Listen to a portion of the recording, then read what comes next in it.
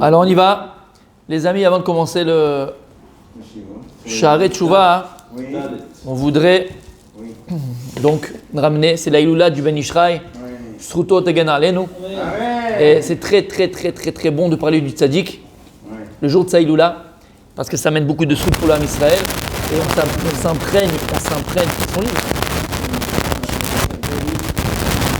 C'est son livre. Non, parce qu'il a écrit son livre, il est livre d'Halachot pour les parachiotes. On appelle toujours selon les livres. Chavetz-Chaim, c'est le livre. Non. Maintenant, tous ces livres qu'il a, tous ces livres, exactement. Tout son Shnei Luchot Habrit. Tous ces livres qu'il a écrit le Ben Ishraï, c'est sur une Gemara. C'est un pasouk en fait. C'est un pasouk. La Gemara elle est dans ma série de brachot qu'on a fait ensemble. D'accord. Et là-bas c'est un pasouk. Et il y a plein. Et tous les livres il les a pris de ce pasouk là. C'est bien de prendre des psukim. D'accord. Un mécor pour ces livres. Maintenant, donc c'est très bon et très important de parler du tzaddik parce que non seulement ça fait les nishmat du tzaddik parce que la neshama dans le ciel elle ne s'arrête pas de pouvoir monter et de lui, prie, vous avez dit. Exactement. Et lorsqu'on prie, on étudie, d'Afka, précisément le jour de la Iloula, les écrits, les paroles, les enseignements du tzaddik, alors on monte, on perpétue et continue le chemin, la Torah, le chemin et la Torah du tzaddik. Et on peut plus s'imprégner de ces enseignements. Bien sûr, je viens de dire. Le bien tzaddik, exactement. Alors regardez, le Ben Ishraï, il a écrit sur tout, sur beaucoup de choses. Le Ben Ishraï, il y avait Torah Tapshat, mais surtout connu aussi pour sa Torah Ta Sod. Donc il y avait surtout la Halacha. Il était Baki en Irak. Il était Baki Bakol. Il était très fort dans tous les domaines de la Torah. Pardes. Pas du tout. Il était en 1910, je crois, en 1905, un truc comme ça. Il y a contemporain, il n'y a pas longtemps. Il y a une centaine d'années qu'il est niftar, 120 ans. Oui, Rav Kadouri, il a grandi avec lui. C'était son élève du Ben Ishraï. Donc il n'y a pas si longtemps que ça. Il est niftar juste pendant la Première Guerre mondiale, juste avant. Bon, en tout cas, il était donc très baki, très fort dans tous les domaines de la Torah. Que ce soit dans l'Halakha, combien de livres d'Halakha on a de lui. Que ce soit dans l'explication de la Gemara, que ce soit dans les Haggadot du chasse, les histoires du chasse, que ce soit dans le Moussar, que ce soit dans la Kabbalah. Il a écrit un livre, entre autres, de Kabbalah qui s'appelle Da'at Udvuna. Pas du Ramchal, hein. Il y a le Ramchal aussi, il y a Da'at Dvuna, Da'at Dvuna et Da'at Udvuna. Da'at Dvuna et Da'at Udvuna. D'accord. Il a écrit lequel? Da'at Dvuna. Et il est là d'ailleurs, je l'ai parce que j'ai tué quelqu'un. Est-ce que Dvuna? Dvuna, ça vient de Navon. Bina. Ouais. Tu l'avais sur la Bina. Et ça serait intéressant, celui que ça intéresse, Bémet, d'étudier ce livre. C'est un vrai livre, entre guillemets, quand je dis livre vrai, ça veut dire que c'est très profond de Kabbalah. Mais l'introduction qu'il fait, elle est extraordinaire, où il parle de l'importance d'étudier la Kabbalah et que la Kabbalah, c'est d'étudier la Kabbalah. Aujourd'hui, dans notre génération, c'est quelque chose qui est obligatoire pour chacun d'entre nous. Ne commence pas à m'énerver. Je répète, tu ne dois pas étudier tout seul, à sourd, si tu n'as pas un minimum de bagages. Mais tu as le droit d'apprendre d'arabe. Tu as le droit. La Kabbalah? Oui. Et le rab, il faut qu'il sache comment habiller ces mots. Alors, mettre à ton niveau, habiller ce qu'il dit. D'accord, t'amener à cela. Il faut faire très attention. D'accord, il ramène les paroles du Harizal. Une personne de notre génération qui n'a pas étudié la Kabbalah, mais il a étudié la Mishnah, le Chumash, la Gemara, la Halacha, mais il n'a pas étudié la Kabbalah, Choser Begilgul. Il doit revenir pour être mashlim. Omer Lano Harizal. Tous les rabbins connaissent la Kabbalah. Obligatoirement, sinon c'est grave. C'est grave. Il doit au moins l'étudier.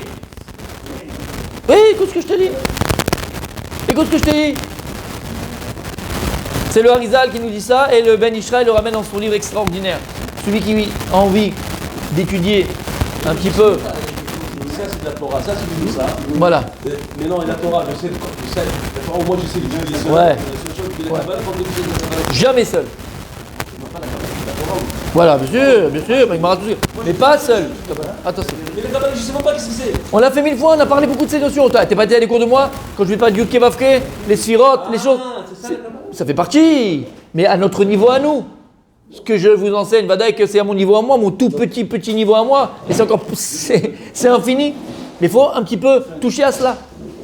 D'accord? Parce que ta prière, elle change. C'est ce qu'on a expliqué par rapport aux voyelles, Rabbi Michael te rappelle? Par rapport aux voyelles, les voyelles par rapport aux Sphirot. Et chaque bracha qu'on fait dans Shemona Esrei, il y a des voyelles par rapport à Yud Kevavke. C'est extraordinaire. Bien sûr. Tu veux pas rentrer à un niveau léat. Ça fait partie. On est tous bons dans ça. Tu te rappelles ou pas? On est tous bons dans ça, ça dit. Donc le Ben Ishraï Behemet, il a une place particulière. Dans la Torah d'Israël. Une place particulière dans la Torah d'Israël. Et puisqu'on est donc dans ça Iloula, juste amener un enseignement qui m'a beaucoup marqué. J'avais étudié à l'époque. Il y a une Gemara dans ma Sechet. Alors, il y a plein d'explications du Ben Ishraï sur plein de marottes, comme j'ai dit avant de commencer. Il dit une chose extraordinaire sur le Ben Ishraï, c'est que toutes les Gemarotes, comme j'ai dit tout à l'heure, tu sais, les Gemarotes qui sont un peu difficiles, qui parlent durement du peuple juif. Un exemple, vous connaissez tous la Gemara, Besof Masechet Sota, la fin de Masechet Sota, du Talmud de Sota, qui parle de la fin des temps et des signes du Mashiach. Il y a écrit Chutzpah Itzge, il y aura beaucoup de Chutzpah, beaucoup d'effronteries, d'accord? La belle-mère la belle-fille de sa belle-mère. Il y aura écrit que Pnei Ador, que Pnei Kelev, que la face de la génération comme la face d'un chien. Voilà, il n'y a plus de prouta dans la poche, il n'y a plus d'argent dans la poche. Il y a écrit que les Beth Midrash, les Bate Knisot, Bate Midrashot vont être transformés en Bate Znout, en makom de débauche. Donc c'est mamage des choses que tu vois ça, tu as envie de pleurer. Tu vois tous les commentateurs, moi que j'ai vu et que j'en avais vu pas mal à l'époque, ils te disent, ils font un portrait robot de la fin des temps, tu as envie de pleurer. Mais il y a le Ben Ishraï qui vient. Et regardez, faites-moi plaisir, si vous avez un petit peu de temps. C'est ça que tu disais tout à l'heure, tu changes le pshat. Regardez, mais là-bas, tu peux pas. Comment tu peux changer le pshat dans le temps? On te dit des choses horribles. Pnei Ador ke Pnei Kelev, on te dit que le bâté Bidachot, bâté Kissot, c'était des beznout, des maisons de débauche. Comment tu peux changer ça en bon? Et il te transforme tout, Behemet, en extraordinaire. C'est l'Isrout Am Israël. Il transforme ça en quelque chose de très beau. Peut-être qu'on l'amènera un jour, mais c'est pas ce que je voulais voir avec vous aujourd'hui. Il y a une autre Gemara qui est dans ma Sechet Baba Batra. La Gemara elle ramène une fois qu'il y a un Tana qui a vu un autre Tana. Il y a un autre Tana et qu'il était très content ce jour-là. Il était heureux. Il a vu qu'il avait le sourire sur le visage. Il dit oh là là là là, il est content aujourd'hui. Je sais que si je lui demande et je lui pose n'importe quelle question, mille d'Alma, même sur le monde quoi, sur l'explication sur le monde, il pourra me répondre. Vous avez compris l'histoire? Daniel, t'es pas là. Reviens. Vous savez comment je le connais maintenant? Rabbi Daniel, reviens. Donc l'histoire est comme ça. Il y avait un Tana qui a rencontré un autre Tana de l'Agmara, un autre Rav de l'Agmara. Et il a vu qu'il avait le sourire, qu'il était content, heureux. Il a dit si maintenant je vous pose des questions très très très dures sur le monde, bonne disposition pour me répondre. De là, qu'est-ce qu'on voit déjà, entre parenthèses? Ça c'est vrai, mais qu'est-ce qu'on voit aussi? Que lorsque tu es des simcha, lorsque tu es heureux et tu es content, tu peux avoir des réponses extraordinaires aux choses que tu n'avais jamais. Et Hachem il va te donner. Hachem il te donne même des réponses que tu ne pourrais jamais. Il a fait même. C'est vrai en plus, ça marche. Alors regarde ce qu'il a posé comme question. Alors là-bas il a posé plein de questions. Une des questions qu'il lui pose Biné Alma, c'est sur le monde. Il lui a dit Amen. Il lui a dit dis-moi, j'ai une question à te poser. Pourquoi est-ce que lorsqu'il y a des troupeaux, dans les troupeaux de chèvres, les chèvres noires sont toujours devant les chèvres blanches? Milé d'Alma. Ouais, comme ça c'était bon, j'ai peut-être ça changé, mais en tout cas le Derech HaOlam, c'était comme ça. Les chèvres noires, elles vont toujours devant les chèvres blanches. Pourquoi? Elle veut montrer qu'elles sont pas racistes. Hein? Montrer qu'elles sont pas racistes. Le bouc? Émissaire. Nous? Vous dites quoi vous? Vous avez dit chèvre, C'est une on a bonne- pas dit bouc, hein. Ouais, les chèvres, les chèvres. Les rizim. C'est un rizim. Quand on dit rizim, rizim c'est les chèvres. Les chèvres, oui, Voilà, mais rizim. le mâle, c'est le bouc. Ah non, c'est les rizim. Donc, Un rizim, c'est chèvre. que des femelles, là. Ouais, que des femelles. D'accord. D'accord. Donc, et deuxièmement, qu'est-ce que tu vois? Qu'on a l'obligation de se poser des questions Surtout, sur le monde. Dans tout, il y a une Chokhmat Hashem. Dans tout, il y a Kadosh Baruch Hu. Comme il dit Rabbi Nachman de Breslev sur toute les nous. Dans la première Torah, on doit chercher l'intelligence divine interne qui existe dans chaque chose matérielle. Nous, et on l'a fait. qu'est-ce qu'il a répondu? Si je vous le dis parce que vous pouvez répondre. Ceux qui étaient là dans la Gemara au début, ils peuvent répondre. Toi, tu étais au début, Rabbi Michel aussi. Tu étais au début. Tu étais au début quand on était à Eliezer Yafé, tu restais dans la Gemara toi aussi. Pas beaucoup dans la Gemara. Ah, c'est vrai, tu partais au milieu, toi. Oui, Tu partais avant. Non, mais Nous l'histoire de la chèvre, tu l'as jamais racontée. Non, mais la réponse, tu peux l'avoir dans la Gemara dans Masel Brachot. Rabbi Moshe, Les chefs là encore du temps. tu peux avoir la réponse des chèvres. On l'avait eu cette question. Il mange pas de beurre. Oui. On a eu cette question, il vient de m'en C'est ce qu'il lui répond? C'est ce qu'il lui répond? Écoutez bien. Il lui a répondu Kebriato shel olam, comme de Kriyat Shema. Mais matai korin shema be'arvin. Quand est-ce qu'on lit le schéma le soir? La Gemara posait comme pourquoi on commence par le soir, on commence par le matin? Il dit non, Kebriato shel olam. Lorsque Dieu il a créé le monde, d'abord il a créé le. Dieu il a d'abord créé le Rocher, après il a créé le Yom. Alors il lui a répondu, il dit pourquoi les chèvres d'abord noires sont devant les chèvres blanches? Kebriato shel olam. Dieu il a créé d'abord le Rocher, donc le noir, et après il a créé le jour le blanc. Donc les chèvres pareil, dans la nature Dieu il a créé comme ça, que d'abord c'est le noir dans tout, et après c'est le blanc. Dieu il a créé la nature comme ça, c'est d'abord le Rocher, et après c'est le or, et après c'est la lumière. Shamata? Parce que tu passes. Comment on compte le jour nous? D'abord le soir et après le matin. À partir du soir, c'est la journée. Comment Dieu il a créé donc le monde? C'est la tefila qu'on dit tous les jours. Yotzer or, Ovore Chocher. C'est quoi la différence entre Yetzira et Bria? Il y a 4 olamot, il y a 4 mondes. D'accord? Ça c'est la Kabbalah. Olam Hatzilut, Olam Bria, Olam Hatzilut, Olam Asiya. Il y a 4 mondes que Dieu a créés. Un plus élevé que l'autre. Olam Hatzilut, c'est le monde le plus élevé. C'est le monde qu'on dit en français de la contemplation. Il n'y a que Dieu là-bas. Il n'y a pas de place à autre chose que Dieu. C'est pour ça que c'est le monde entièrement Tov. C'est pas le cinquième celui-là. Quatrième. C'est pour ça que c'est le monde qui est entièrement Tov. Pourquoi il s'est construit un monde pour lui? Non. Bah, ça on rentrera autre part, mais Dieu il n'a pas besoin de monde pour construire. Dieu il a laissé de la place au monde Le monde, pour c'est nous. lui. Le monde, c'est lui. Non, mais juste je réponds à ça. Dieu il a laissé une place en lui au monde pour nous, mais pas pour lui. Dieu il a laissé une place au monde pour nous, en lui. On en reparlera. En tout cas, Olam Hatzilut. Dans ce monde-là, le monde il est que Tov. C'est ce qu'on appelle dans le jargon de la Kabbalah. Tu l'as ici, regarde, tu vois, Hachem il a fait les bonnes choses. Tu vois là-haut Keter dans les 10 sphérotes? Tout en haut Keter. 10, il y a 10, tu vois? Keter. Ben c'est ça. C'est le monde du N. C'est le monde de l'ex nihilo. Hatzilut, c'est le monde du N. On avait fait ça avec Yosef Hatzadik. C'est le monde du ex nihilo. Il n'y a que Dieu là-bas, on ne peut pas rentrer. Il n'y a rien, c'est que Dieu. Il est cool au Tov. Ensuite, on a Bria. Pourquoi Bria? C'est le monde de la création. Pourquoi la création?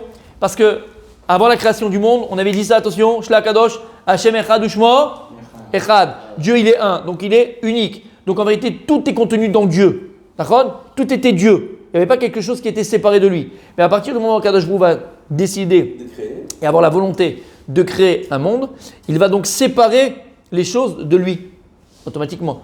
Donc à partir du moment où tu sépares une chose de Dieu, ça s'appelle ça une bria. D'accord? Parce que la chose est séparée de Dieu. Et qui dit bria, à partir du moment où tu sépares quelque chose de Dieu, avant que la chose soit séparée de Dieu, elle était en Dieu. Si elle était en Dieu, elle n'a pas besoin de quelque chose d'autre que Dieu pour exister, puisque Dieu se suffit à lui-même, puisqu'il l'est. À partir du moment où Dieu va créer le monde de la bria, donc il va séparer de lui des éléments, entre guillemets, il va séparer de lui. À partir de ce moment-là, ces éléments qui sont séparés de lui, qu'on appelle bria, ont besoin d'une nouvelle source d'énergie vitale qui provient de Dieu, mais elle n'est plus Dieu elle-même. Ça provient de Dieu. D'accord? C'est pour ça, il va séparer de lui, de l'énergie pour créer quelque chose d'autre. Kaviachol. Maintenant, à partir du moment où tu sépares de Dieu, avant la séparation, Dieu il est tout, donc Dieu il a pas besoin, il se suffit à lui-même puisqu'il est tout. Dès qu'il y a cette séparation de bria, donc il va créer une création, on parle de séparation, cette chose qui est créée, elle a besoin de quelque chose, d'une nouvelle énergie pour évoluer, pour exister, différente pour exister. Elle prend une nouvelle forme. Disons qu'elle prend une nouvelle forme. Exactement, elle prend une nouvelle forme. Olam Abria, c'est quoi ce Olam là? C'est quoi ce monde-là, le monde de la création? c'est le monde des Chayot HaKodesh, Séraphim, c'est les Chayot HaKodesh, Chayot HaKodesh, Chayot, les animaux divins, d'accord? C'est tout ce qui est animaux divins. Les séraphim, c'était les anges. Oui, c'est les séraphim, mais c'est une autre sorte d'ange, c'est pas les anges. Les séraphim, c'est pas les anges tels qu'on les connaît, c'est pas des malachim. Séraphim, c'est une autre création, c'est de l'Olam Abria. הרבה יותר גבוהים מהמלאכים. למה? כי בעולם הבריאה רובו טוב ומיעוט רע. La majorité de ce monde-là, puisqu'il est plus proche encore de Hatzilut, il est majoritairement bon. Il y a un petit miout, une petite comment on dit miout? Minorité de mal. Pourquoi il peut avoir la place du mal? Puisqu'on est séparé de Dieu, on n'est plus Dieu. Et Dieu, il est cool au tov. Donc quand tu sépares, il y a une place déjà au mal. C'est ce vide-là qui existe entre la séparation de Dieu et la chose qu'il a créée. C'est ça qui donne la place à ce mal. C'est clair?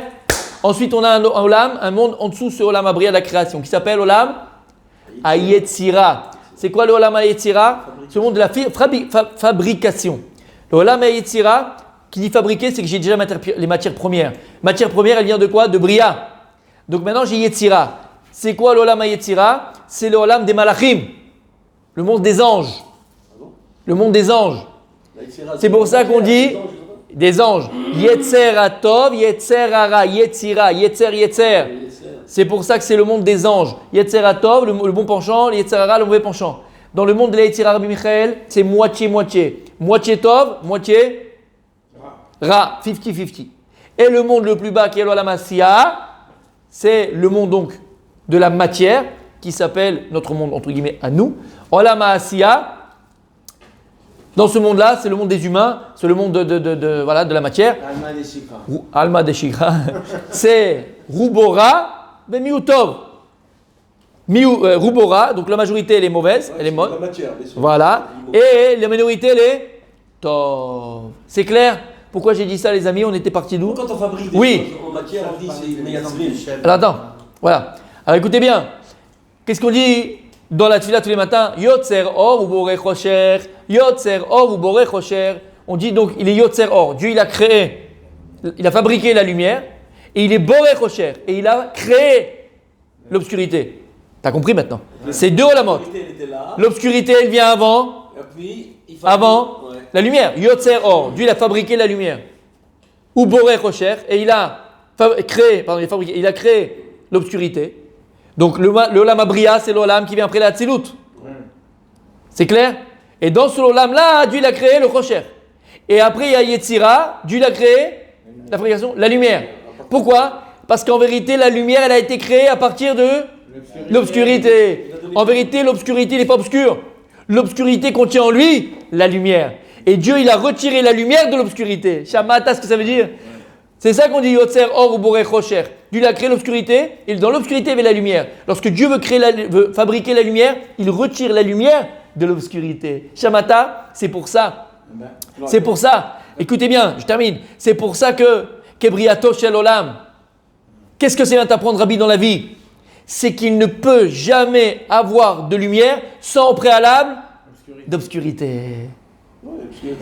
T'as entendu? C'est-à-dire que même si tu es tombé, et tu dois tomber entre guillemets, tu dois passer par le Chosher, tu dois passer par une phase Am Israël, avant qu'on reçoive la Torah Kdosha, qui est la lumière, c'est pourquoi Dieu a créé le monde. Il fallait qu'on passe par le Chosher, dit le Maral de Prague. C'est quoi le Chosher? L'esclavage d'Égypte. Chaque grande chose, Mashiach Hashem, le Mashiach qu'on attend, Bezrat Hashem, Bekarov Mamash, le Mashiach qui est entièrement lumière. Lui-même, il va venir du Chosher. De qui il vient? De Lot avec sa fille Moavite. Il va venir de Ruth à Moavia. Il va venir de Yehuda et Tamar. C'est le Chosher complet. C'est comment tu peux avec ta bru? Comment tu peux avec machin? Comment tu peux changer tout? Le Or, il veut venir que du Chosher. Ça va? Et si maintenant, écoutez bien, si maintenant on a Rabbi Yosef, tellement beau, tellement avec cette lumière qui éclaire autour de nous. Moi, j'ai peur de mettre à côté des fois. J'ai des coups de jeu d'énergie trop. Parce qu'il fallait qu'il passe par le Chosher pour venir Or tel qu'il est. Et c'est vrai. T'as vu cette lumière, Tzadik? T'as vu cette lumière, Bémet? Mais en vérité, écoutez bien, c'est chacun d'entre nous. Donc une personne qui tombe, une personne qui est dans le Chosher, elle ne doit pas se dire mais qu'est-ce que je suis? Oui, regrette la faute, sors-toi du Chosher, mais comprends qu'il fallait que tu passes peut-être par là pour pouvoir dévoiler la lumière. Dieu a créé le monde comme ça. D'abord le Chocher, après le Or. Et tout dans la vie, c'est comme ça. Après une grosse galère que tu vas vivre, sache que il y a une lumière extraordinaire. C'est un signe. Il y a Merila, un Rav. Ouais, c'est exactement. Il y a un Rav Dessler. Tous les peuples, ils comptent les journées en commençant d'abord par le jour. Ben oui, parce que c'est le jour le plus important. On est seul à compter là d'abord la nuit. Il y avait, nous le plus important, c'est le Chocher. Mais pourquoi la nuit, on passe à la journée d'avant? Voilà, voilà, voilà. Et qu'est-ce qu'on dit dans la tefila de Harvit? Emet, ve'emuna. Après Kriyat Shema, on dit Emet, ve'emuna. Vérité et foi. Parce qu'on est dans le Chocher. On ne sait pas, on voit rien, tout est obscur. J'ai que des questions sur moi, sur mon couple, sur ma femme, sur mon travail, sur je suis pas encore marié, sur j'ai pas accès par NASA. Je suis dans le Chocher, on a plein de problèmes. Alors c'est Emouna. C'est Emouna. On voit pas, il fait pas clair, faut que tu aies la Emouna, faut que tu aies la foi. Sache qu'Akadosh Baruch Hu, il est là, même dans l'obscurité. Si tu arrives à faire cela et faire ce travail personnel d'Emouna, qu'est-ce que tu dis le matin quand il se lève? Parce que le matin il va se lever. Hein. Tu peux essayer de tout faire. Tu peux essayer de tout faire pour essayer que le matin ne se lève pas. Il se lèvera. Mais il faut être prêt à recevoir le matin. Il faut être prêt à recevoir la lumière. Et qu'est-ce qu'on dit tout le matin dans Kriyat Shema? Emet ve'yatziv. La vérité, elle est yatziva. C'est quoi yatziv? Elle se dresse. C'est un mood. Elle est claire, elle est stable. Je la vois, c'est clair. Il faut se préparer à cette vérité. Il faut se préparer à la lumière. Mais pour cela, comme il a dit Rabbi Yosef, nous, on compte le jour à partir de la nuit. Parce que le Ham Israël, il sait très bien qu'il faut passer par le Chocher pour dévoiler la lumière. C'est le principe de la vie. On dit, waouh, c'est beau ce que tu dis. Mais c'est le principe de la vie. Avant de gagner une Coupe du Monde, mais la Coupe du Monde, je l'ai dit plus d'une fois, Rabbi Yochanan, tu te rappelles ce que j'avais dit? Ils n'ont pas gagné en 98 la Coupe du Monde. Le 14 juillet ou le 13 juillet ou le 12 juillet. Tu sais quand est-ce qu'ils ont gagné la Coupe du Monde? À Clairefontaine, avec Dédé. Aux entraînements. Mais Vadaï, quand ils ont cravaché, il leur a mis dans la tête, vous êtes les champions, vous êtes des champions, on joue en France, vous êtes des champions, vous êtes des champions. J'ai acheté le match. Et les mecs, il y en a plein qui n'ont pas. Daniel, Derby Daniel, il y en a plein d'ailleurs qui n'ont pas été retenus sur la liste par Dédé. Parce qu'il a vu qu'ils n'étaient pas prêts à avoir la lumière.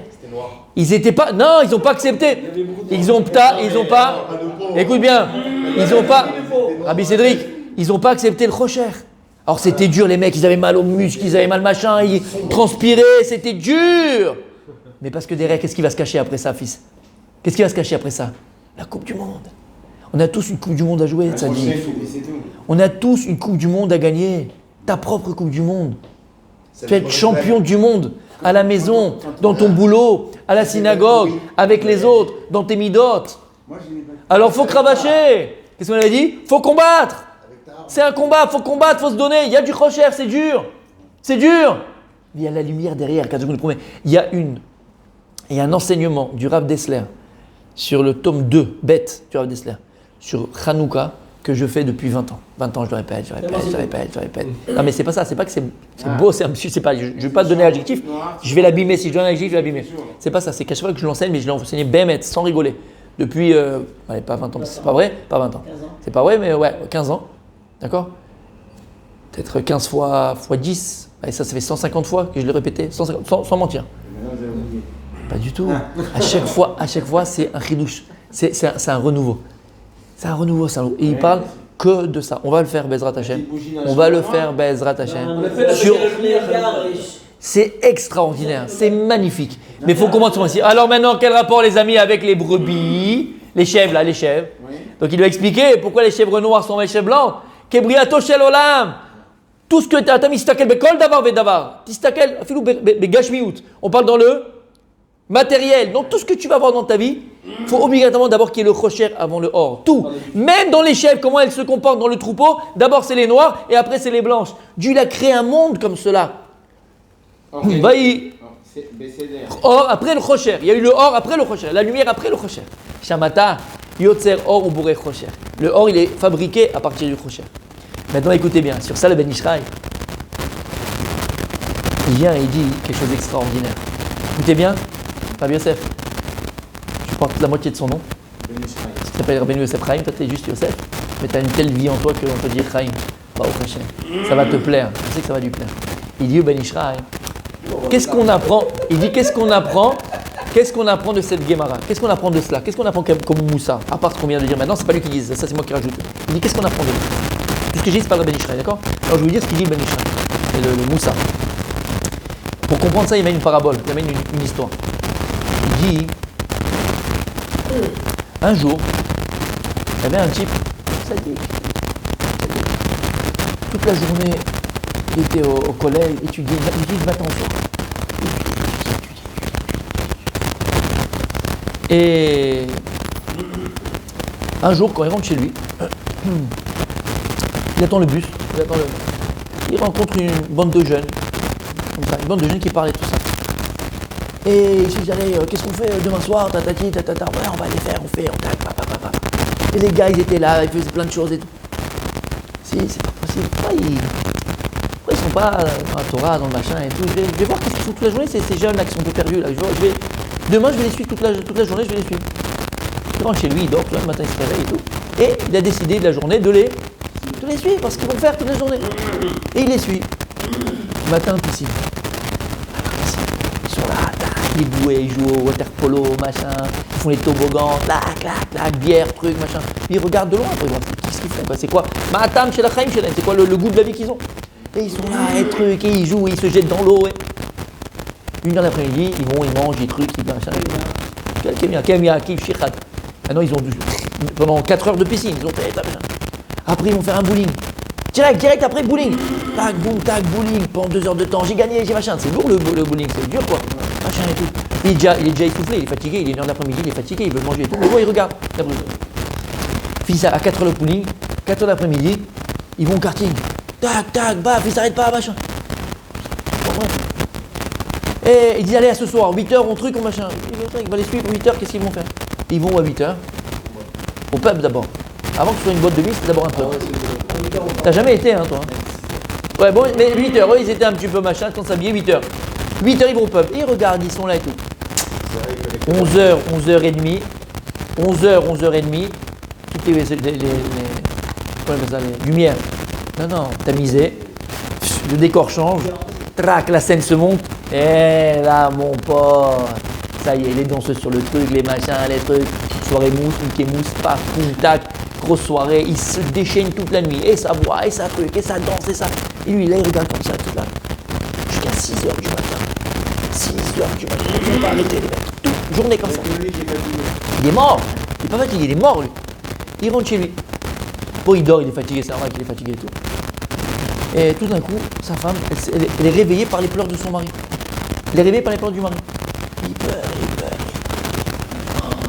Je dis, ma chérie, qu'est-ce qui se passe? Il y a quelque chose, tu ne veux pas me dire? Elle dit, je ne peux pas parler, attends. Bon, je dis, qu'est-ce qui s'est passé? Je vais te dire, qu'est-ce qui s'est passé? La fois dernière, j'ai vu des jeunes comme ça dans la rue et tout. Je dis, qu'est-ce qu'ils font dans ce là? Qu'est-ce qu'ils font dans la rue? J'ai suivi toute la journée. Il raconte la journée qu'il a fait, le piscine, le karting, le bowling, et le soir, fallait voir. Moi j'étais mort, je pouvais même plus tenir, j'ai plus sous les yeux, 8h machin, le pub, et après la fête jusqu'à 6h du matin, la mousse, le truc, ils n'ont pas arrêté. Je dis, pourquoi tu pleures? Oui, je comprends, c'est normal, les pauvres. Je dis quoi? Je pleure pas sur eux, je pleure sur moi.